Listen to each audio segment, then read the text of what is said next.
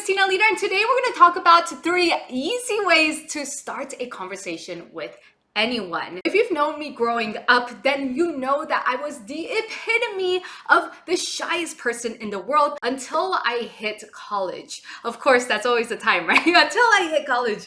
But for me, it wasn't the actual college itself. I grew up in LA, just to give you context, so there's a lot of film industry stuff that happens here. And so I signed up to be a background actor originally. And with background acting, you're going to a new set pretty much every single day. You're meeting new crew members, you're meeting new background actors that you're working with. And I was forced to really socialize with everybody because I discovered that if I didn't, I would be sitting alone at lunchtime. And to me, that was way more painful than just going up to somebody and having a small talk, right? And that initial conversation. And the first thing that I personally did was say the good old good morning, good evening, or good afternoon.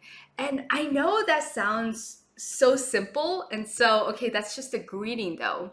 I just found that saying good morning or good evening, good afternoon, it was a great way for people to be reminded of the time of day. And oftentimes the small talk that comes after that is, wow, is it already the evening? I guess it's 6 o'clock. I guess it is evening, huh? It can lead into other things such as, well, what did I do earlier today? Or if it was good morning, did I have breakfast, right? What am I gonna do throughout the rest of today? But again, it starts the conversation, right? Versus hello or hi is very stagnant in itself, and it's hard to really go from there. So I would say the first thing is to just do a greeting that is time oriented, meaning good morning, good afternoon, and good evening.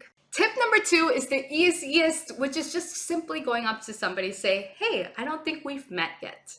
And this will happen more so in networking events where you're expected to network and meet other people, or maybe you're at a social event. You might go up to a person and again say, hey, I don't think we've met yet. My name is Tina. What's yours? Then, of course, that can lead into, is this your first time here? What has your experience been like, right? Things of that nature that goes along with whatever context you're in, whatever environment that you're in. Last but not least, tip number 3 is content plus advice. And so what do I mean by content plus advice? So as an example, let's just say you're a new local, right? So you're new to this environment and you're asking around of the best restaurants. You can literally go up to anybody on the streets, in a networking event, in a social event, in your work environment, and say, hey, I just moved here and I don't know any restaurants around here.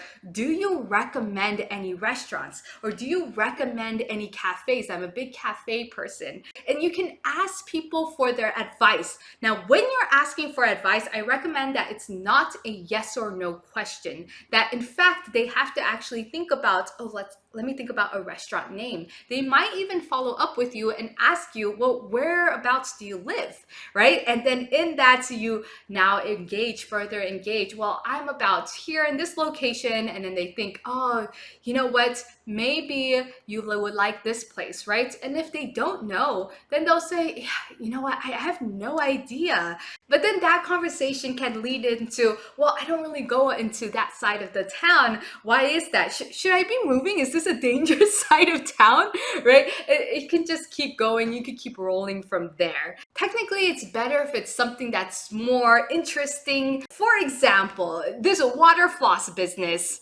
I don't know if you've heard of it, but apparently it's a huge thing, and it shoots water. It's very concentrated water shooting, and you floss your teeth with it. Now, my mom says she has one, and I know a lot of people have told me that they have it and they swear by it, but I'm not quite sure if a whole entire case of a water floss, because it's this big, is worth putting in my bathroom as opposed to just a string that I can easily floss my teeth with. But what do you think? What do you think of this water floss thing?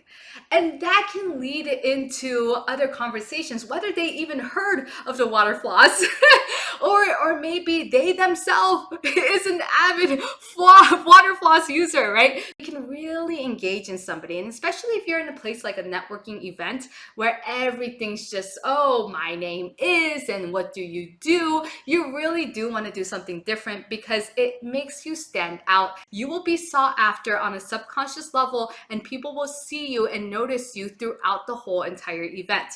This is the lighthouse effect. If you want to learn more, I'm going to put it somewhere, but you definitely want to be somebody who stands out, and not in a way that's obnoxious or anything like that, but just a thought-provoking conversation. It's just so much better than a superficial level conversation.